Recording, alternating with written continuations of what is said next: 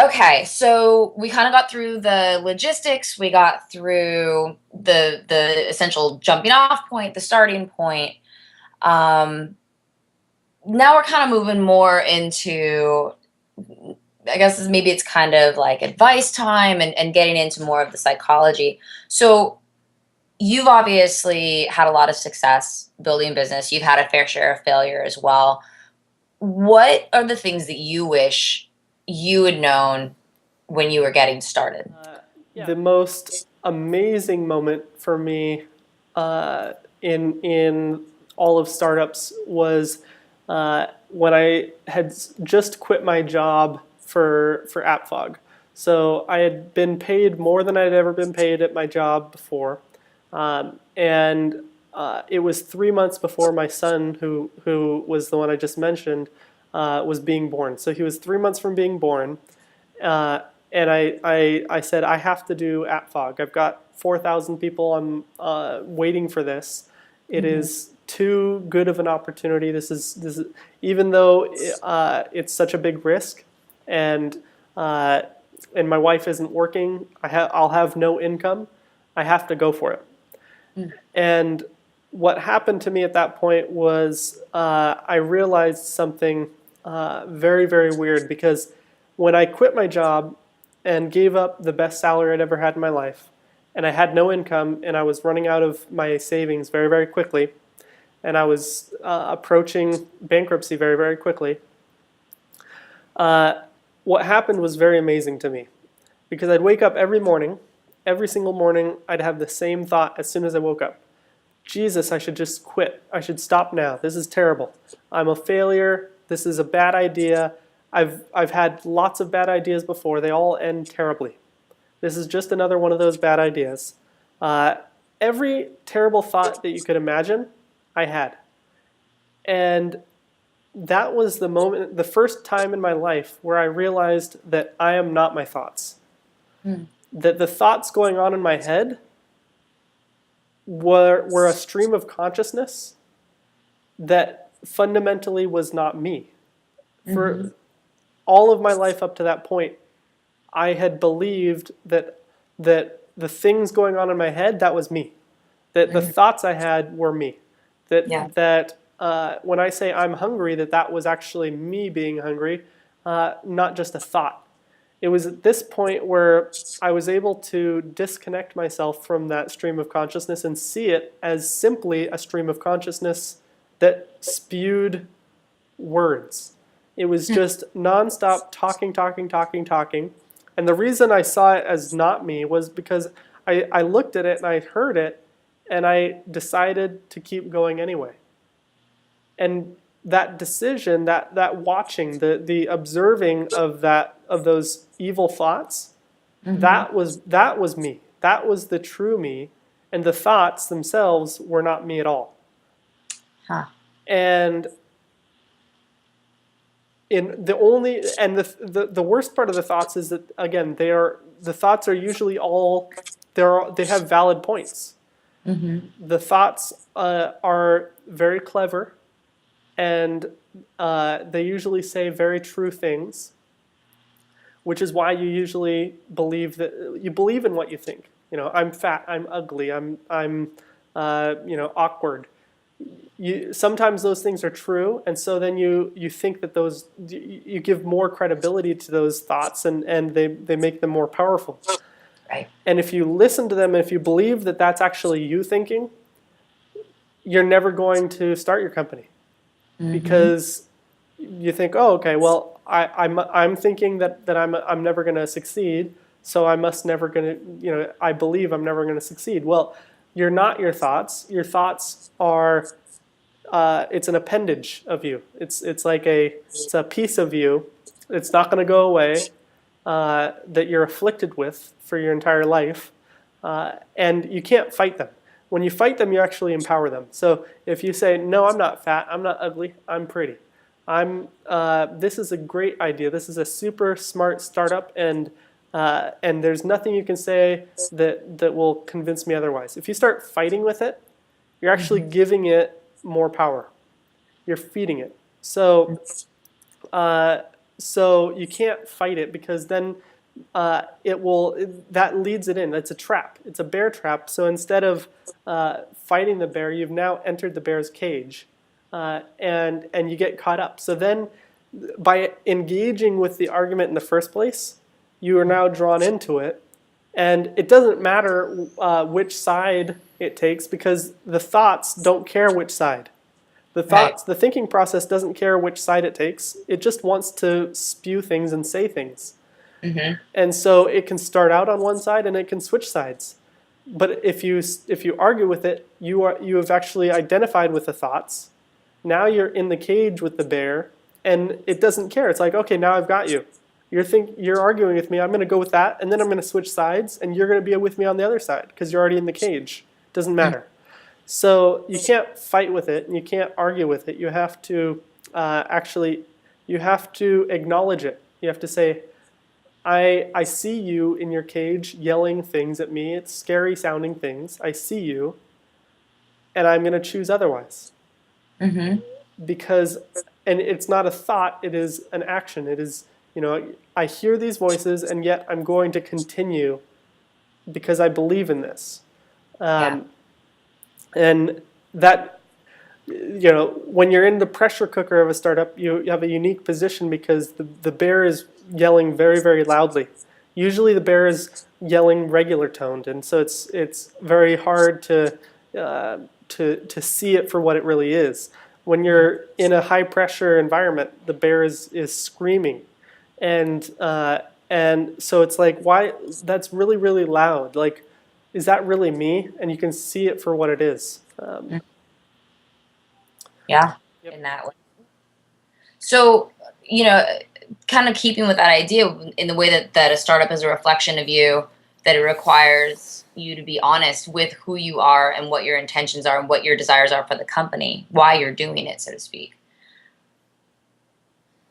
It's then, I'm sure, really important to maintain your core values. Can you tell me a little bit more about that? Yeah, if startups are a reflection of you, they're also a reflection of your own core values. And it's really, really, really easy to, and very tempting to violate your core values. Many times you're going to want to, because you're going to feel like, if only I violate them this one time, maybe I can raise money.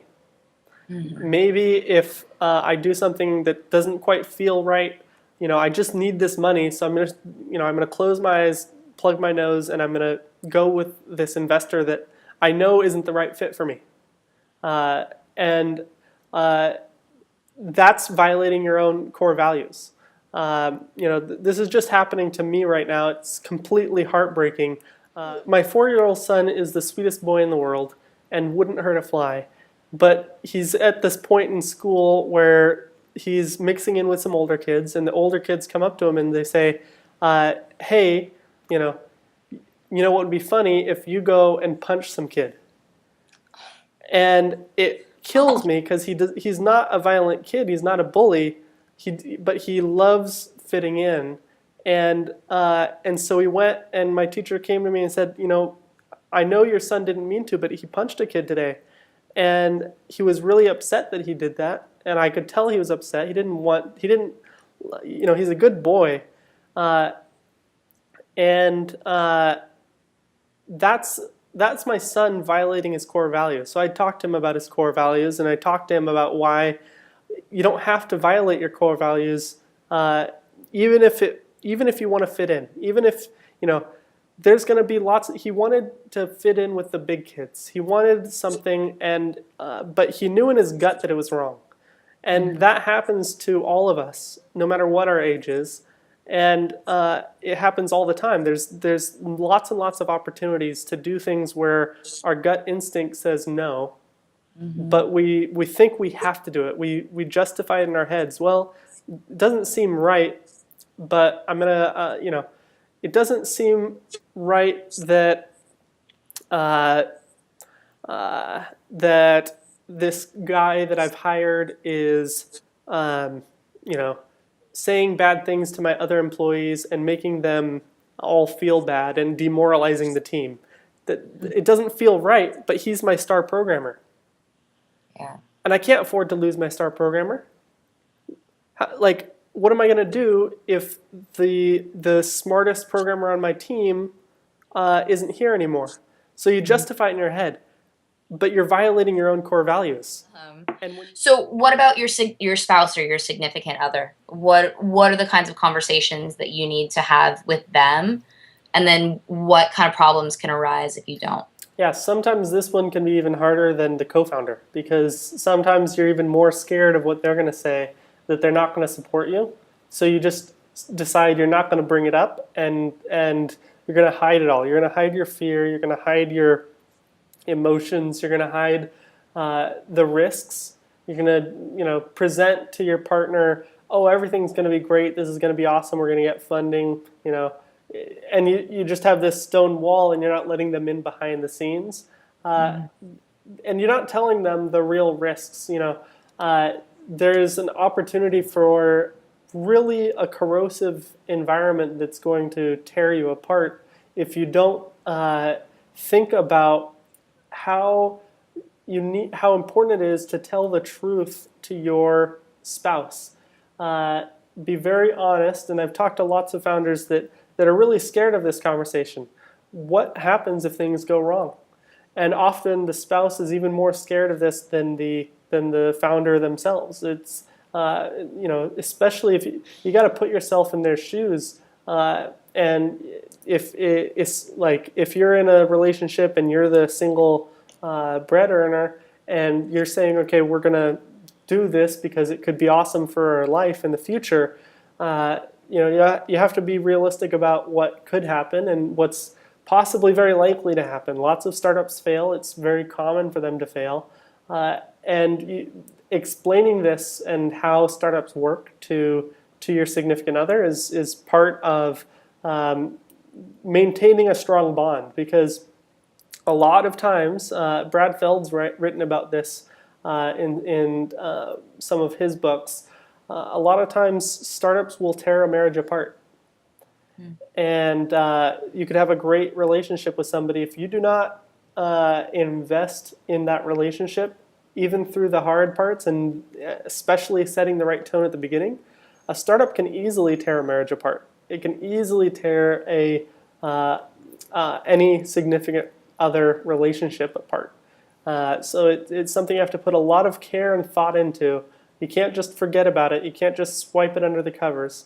You have to talk about the risks. You have to honestly talk about how much time and money you're expecting to invest in this, because it's not just your money.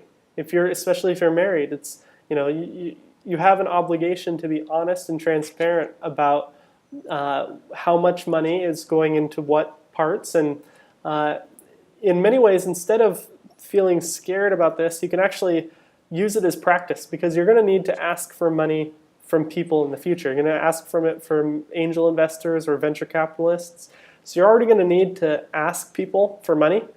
Practice now. Practice with your significant other, with your boyfriend, with your girlfriend. Say, here's why I think we should spend $500 getting a designer to make our homepage look good. Wow, that's a lot of money. Can we afford to do this? Why are we spending it? Like, get in the habit of asking for money, because you're going to be needing to do it a lot.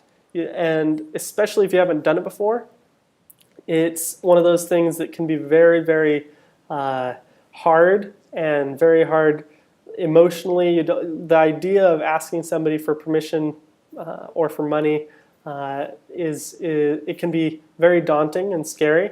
So you have to get over that, especially if you're going to talk to investors. It's very likely you're going to talk to 50 to 100 investors before you get anybody to sign you a check. So it's like 100 times we're going to have to say, please give me money. So get used to it and start building up a resistance. Get comfortable with that, because it's something you're going to have to do over and over again. Mm-hmm. It seems like it'd be great practice too, because depending on how familiar your significant other is with the process, you might have to counteract a lot of skepticism, even more so than you would with somebody who's again, a seasoned investor who really understands what's going on. Yeah, my wife calls me on my bullshit better than any of my friends. She will not fall for any crazy harebrained idea that I have. Some of my friends can hear crazy ideas and be like, "Oh yeah, that sounds good." It's easier to say it sounds good than to tell you no. They don't want to make you feel bad, but a good significant other will be really brutally honest with you, and they'll help you think through the problems. And that's what you need. You need people who can help you think through problems, not people who will just say yes, because Right. it's such a small little flame, and they'll help you find a bigger flame. They're invested in your success regardless. So really change your mentality from fear to one of, this is a tool I can use, and they deserve this respect. Mm-hmm. Mm-hmm. It reminds me, I heard a saying the other day that made me laugh, and it was when it comes to breakfast, the chicken is involved, but the pig is committed. And I mean, definitely when you're talking about your spouse or your significant other, they're committed because I mean, they're in that boat with you, and they're gonna ride those waves, emotional, financial, and otherwise, right there with you. So that makes a lot of sense. Yeah, well, and a lot of founders I know don't act that way. They know that their significant other is committed, but they treat them like they are outside of the walls of being a founder. Well, they're not starting the company, they're not in it with me, so they don't know how it is. Well, that's not their fault. Right. You have to. Yeah. You have dragged them into this. It's your responsibility to involve them and make them your first and primary and most important trusted advisor. You're going to Right. build a team of advisors around you because you are not good at everything, and you're going to have to make up for that by surrounding yourself with people that complement what you're bad at. And Hmm. your spouse and significant other has to be that first and most important one of that group. Yeah.